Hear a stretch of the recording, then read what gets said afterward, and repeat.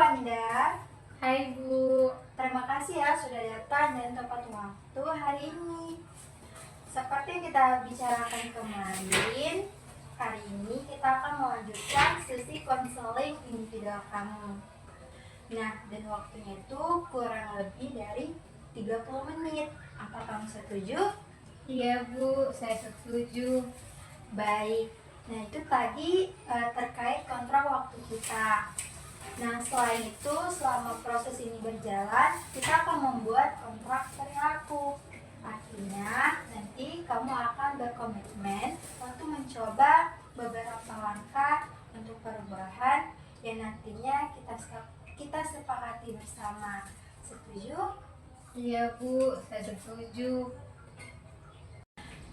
Nah, sebelumnya kamu pernah bilang bahwa akhir-akhir ini motivasi belajarmu menurun karena terlalu sering main media sosial. Benar? Iya Bu, akhir-akhir ini saya memang sering banget main media sosial, terutama TikTok dan Instagram. Awalnya sih Bu cuma buat hiburan sebentar aja, apalagi kalau habis belajar atau lagi capek. Niatnya mau refreshing sebentar, tetapi lama-lama malah keterusan Bu. Kadang saya bilang ke diri sendiri, saya akan main HP cuma 5 menit aja, tapi tahu-tahu udah kelewat 1-2 jam. Akhirnya waktu belajar saya jadi ketunda. Kalau sudah begitu Bu, saya sering merasa menyesal Bu. Saya sadar waktu saya itu banyak terbuang, tapi anehnya besoknya lagi saya akan keulangi lagi Bu. Rasanya kayak susah banget ya Bu buat ngerem diri sendiri, apalagi kalau lihat video yang menarik atau konten lucu. Biasanya itu saya terus scroll tanpa sadar.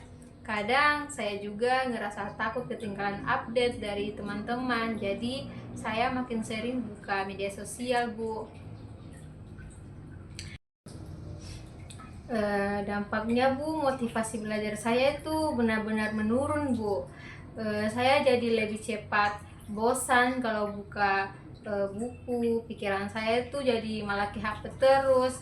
Bahkan kalau lagi belajar pun saya tuh suka kepikiran notifikasi yang masuk, takut ketinggalan, dan hasilnya saya jadi nggak fokus dan merasa malas untuk belajar. Bahkan nilai saya itu juga sempat mulai menurun, dan itu bikin saya makin jadi kecewa Bu. Dan saya sadar bahwa kebiasaan ini tuh salah, tapi susah banget buat berhenti Bu. Kadang saya mencoba untuk menjauhkan HP, tetapi pas belajar ujung-ujungnya itu saya kembali mengambil HP lagi. Rasanya tuh kayak ada dorongan kuat Bu yang membentuk saya tuh untuk lihat HP terus. Walaupun nggak ada hal yang penting sih, tetapi saya pengen banget Bu bisa mengatur waktu dengan baik, biar bisa tetap main media sosial tetapi tidak mengganggu waktu belajar saya Bu. Dan saya juga pingin bisa punya waktu untuk semangat belajar seperti dulu lagi, dan juga waktu saya masih bisa fokus tanpa tergoda untuk buka HP terus Bu. Terima kasih ya sudah jujur Wanda. Itu hal yang banyak dialami siswa lain juga. Jadi kamu tidak sendiri kok. Iya Bu, saya tuh keseringan begitu Bu.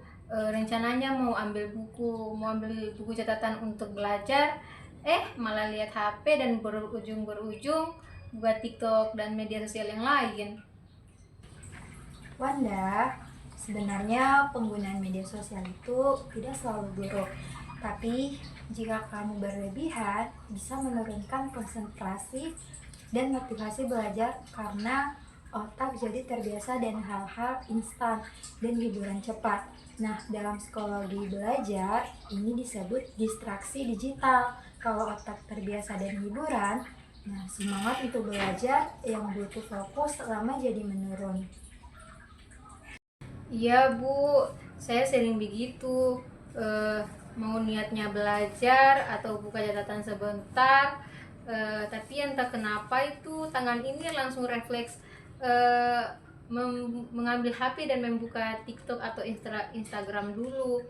Awalnya tuh cuma bilang kayak cepat saja deh, nanti saya kembali lagi ke buku. Tapi terkadang saya sadar ujungnya itu bisa sampai berjam-jam, dan tetap saja itu susah berhenti Bu, karena rasanya pengen lihat terus.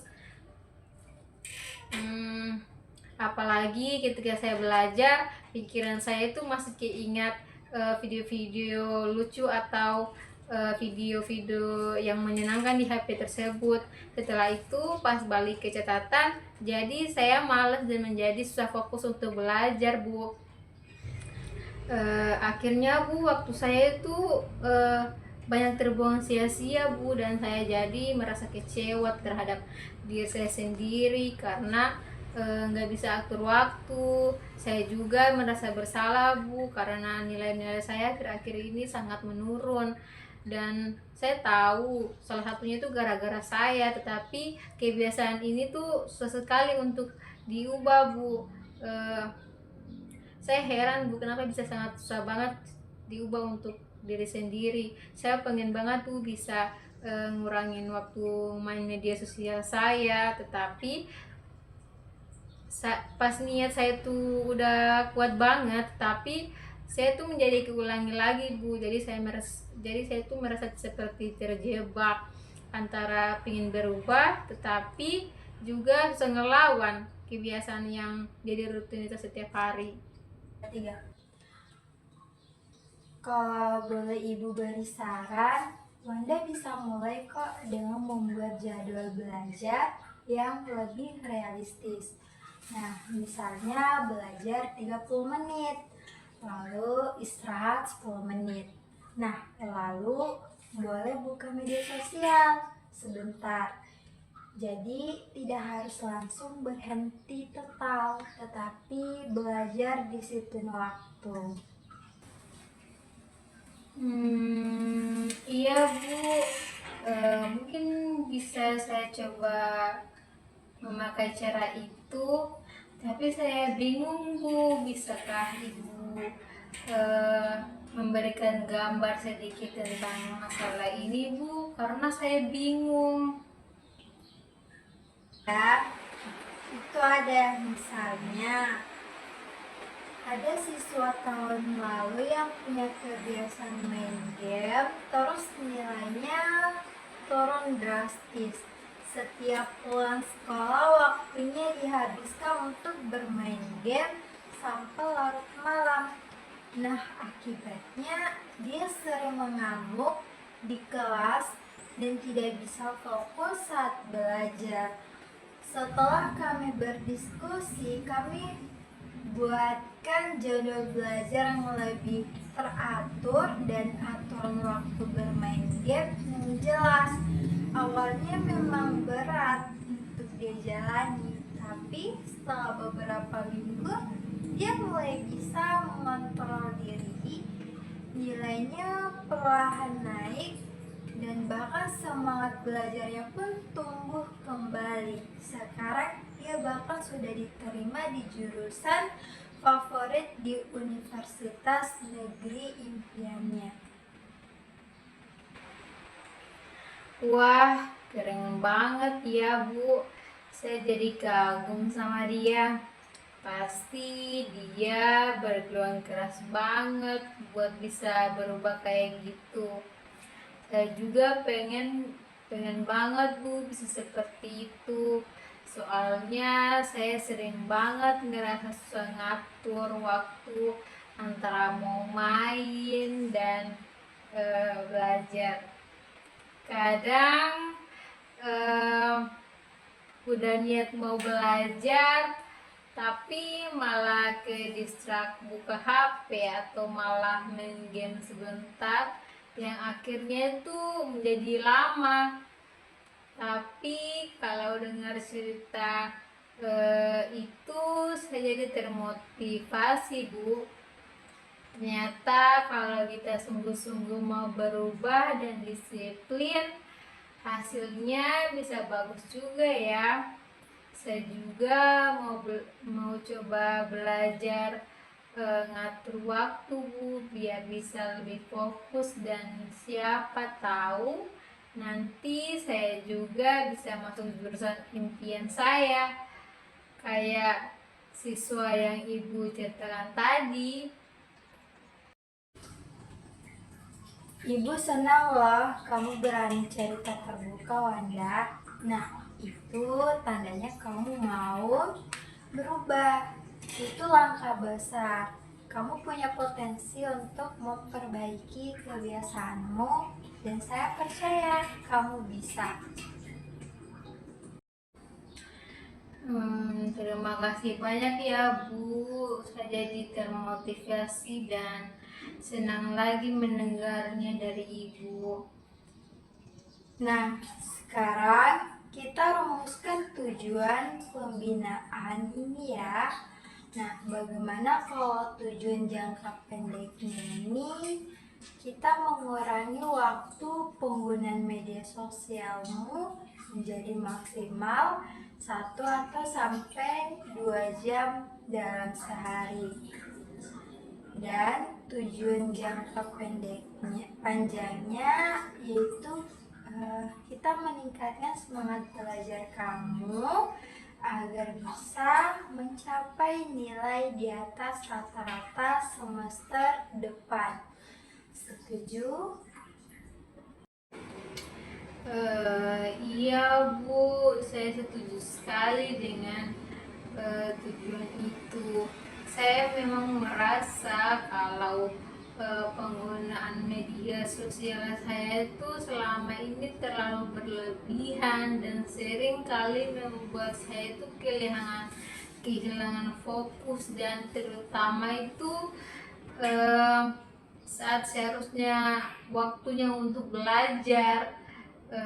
Kadang niatnya itu cuma mau lihat notifikasi sebentar, tapi ujung-ujungnya bisa sampai berjam-jam karena keasikan nonton dan melihat konten. Akibatnya itu waktu belajar saya itu jadi terbuang, pikiran jadi nggak tenang, bahkan kadang tuh saya tuh merasa sangat menyesal setelahnya. Jadi kalau tujuan dikurangi lagi normalnya jadi maksimal 1 jam atau minimal 1 jam per hari, saya tuh merasa itu bisa membantu saya untuk mulai disiplin dan lebih mengatur waktu saya itu dengan baik lagi. Selain itu, saya tuh setuju dengan tujuan untuk jangka panjangnya Bu. Untuk meningkatkan saya itu semangat belajar supaya saya bisa dapat nilai tinggi dan rata semester depan. Saya sadar selama ini tuh nilai saya tuh menurun, bukan saya merasa nggak mampu, tetapi karena saya itu kurang fokus aja Bu, dan kurang mengatur waktu belajar, dan saya ingin membuktikan ke diri saya sendiri dan juga kalau bisa itu ke orang tua saya juga Bu, bahwa saya bisa berubah dan tetap semangat untuk memperbaiki hasil belajar saya.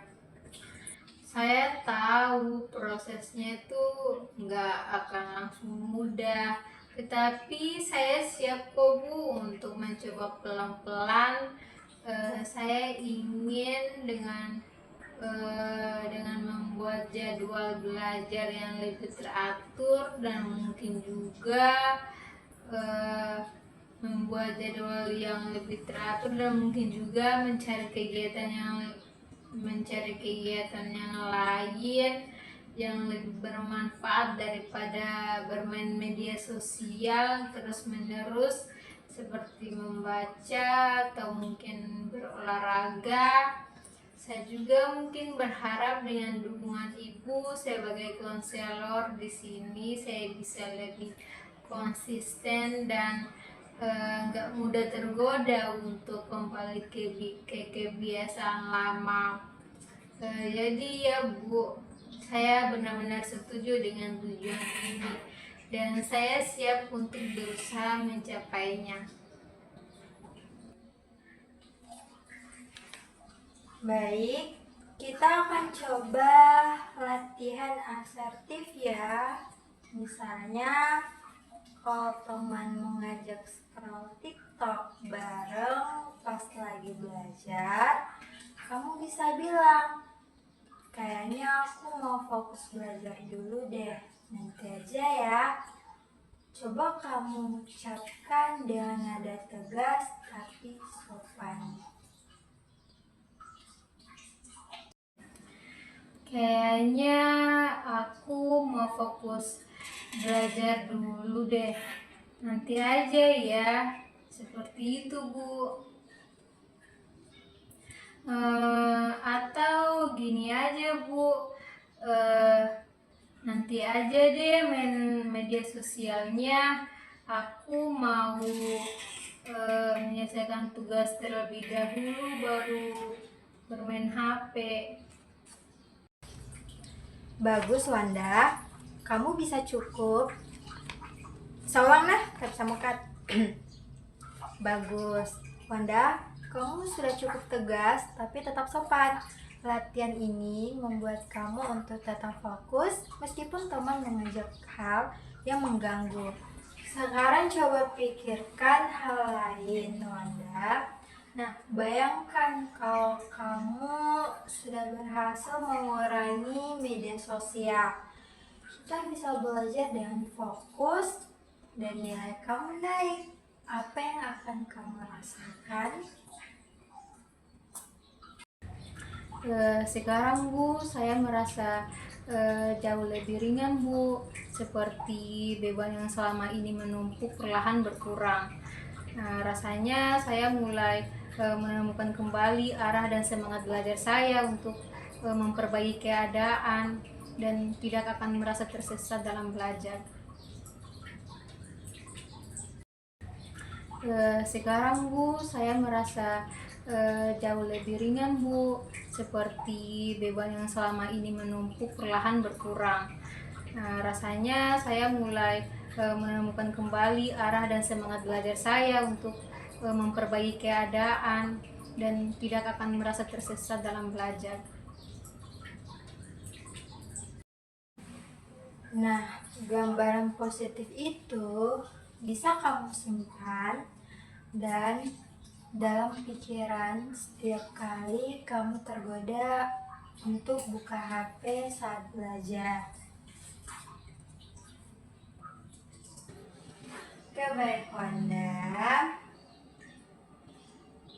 Nah, dalam proses ini Ibu akan menggunakan pendekatan kognitif perilaku atau kognitif behavior terapi yang biasa disingkat sebagai CBT.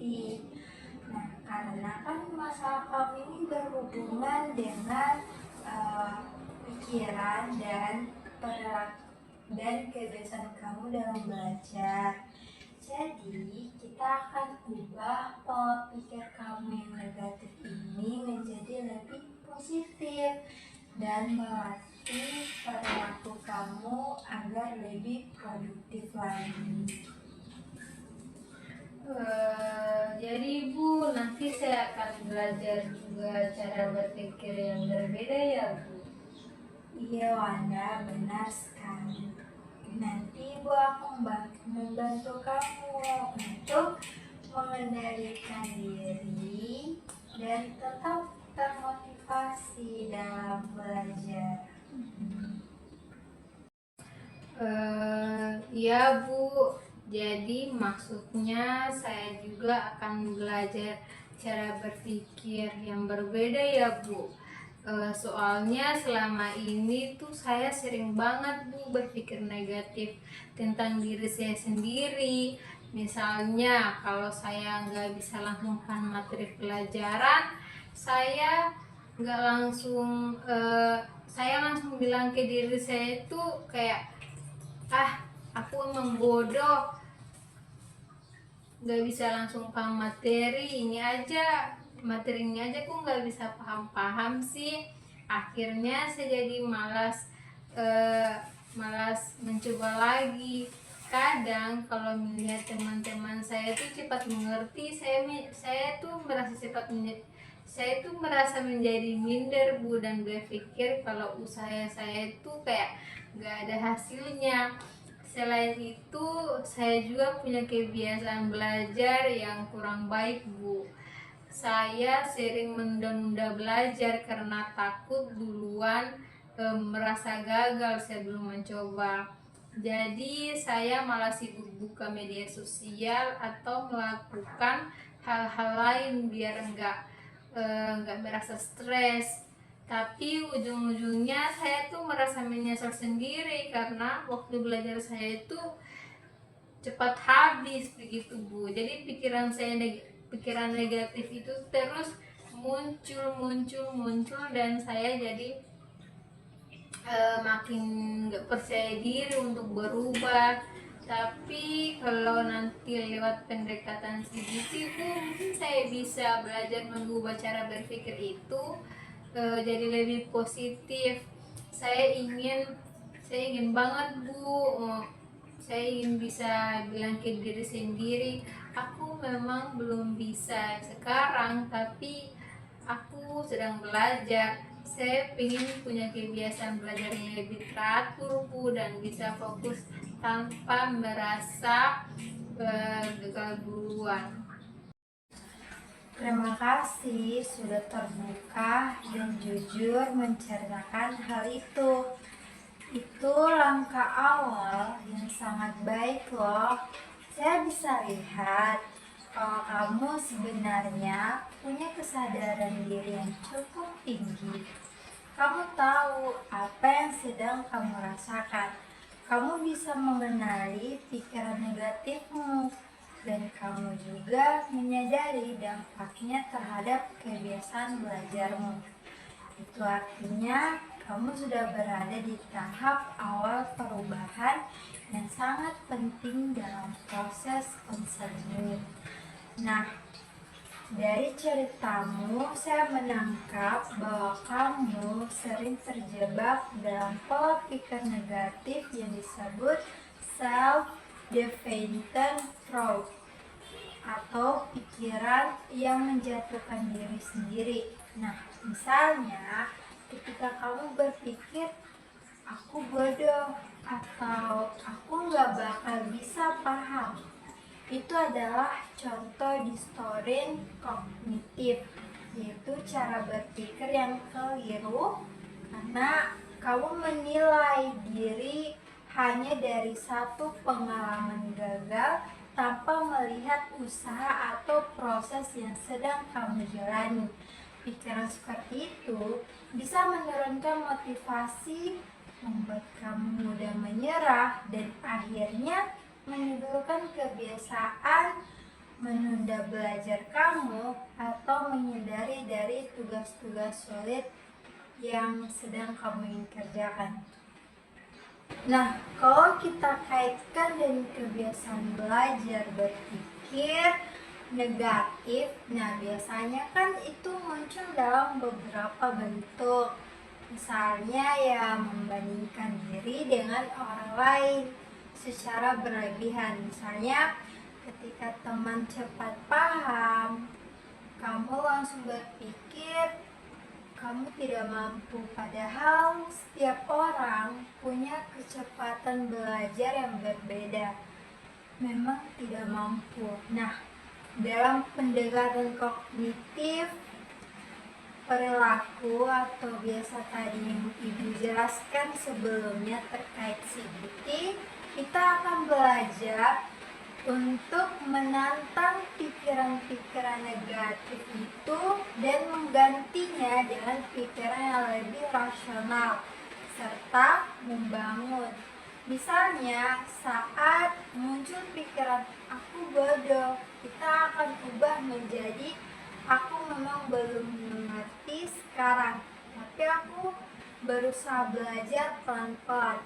Atau ketika kamu merasa malas belajar karena takut gagal, kita bisa latih untuk berpikir, aku belajar bukan untuk langsung sempurna, tapi untuk berkembang sedikit demi sedikit. Nah, selain mengubah pola pikir, kita juga akan melatih perilaku baru yang lebih adaptif. Misalnya, membuat jadwal belajar yang realistis, memberikan penghargaan pada diri sendiri. Kenapa ketawa? Nah, selain mengubah pola pikir, kita juga akan melatih perilaku baru yang lebih adaptif. Misalnya, membuat jadwal belajar yang lebih realistis, memberi penghargaan pada diri sendiri. Setiap kali kamu berhasil menyelesaikan tugas kecil atau membatasi distraksi dari media sosial saat waktu belajar.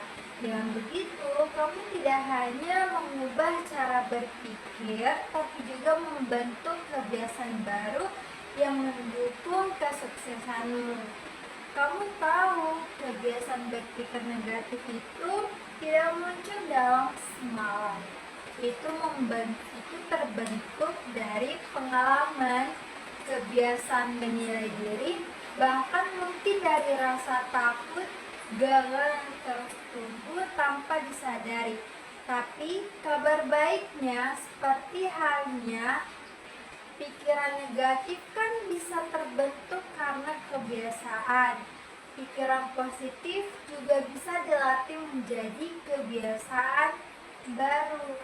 Jadi, nanti langkah demi langkah kita akan belajar mengenali pikiran negatif yang muncul, menuliskannya, lalu menggantinya dengan kalimat positif yang lebih realistis dan membangun.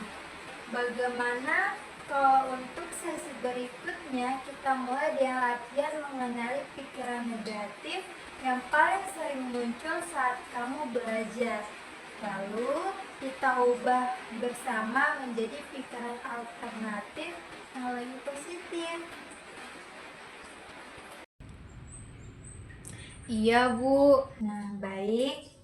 Sekarang kita buat dua jenis kontrak. Yang pertama itu kontrak waktu. Jadi sesi konseling kita akan berlangsung selama 4 kali pertemuan ke depan. Masing-masing itu kurang lebih dari 30 menit. Terus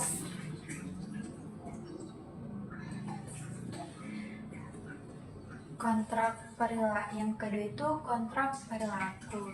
Jadi kamu harus berjanji untuk belajar minimal 30 menit setiap hari atau setiap saat lah. Terus kamu harus bisa membatasi media sosial maksimal 1 atau 2 jam dalam sehari.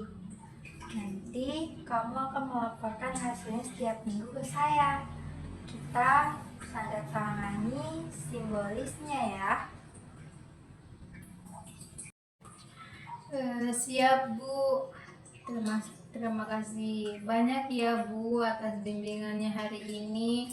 Saya merasa lebih tenang dan menjadi termotivasi lagi setelah ngobrol dengan Ibu.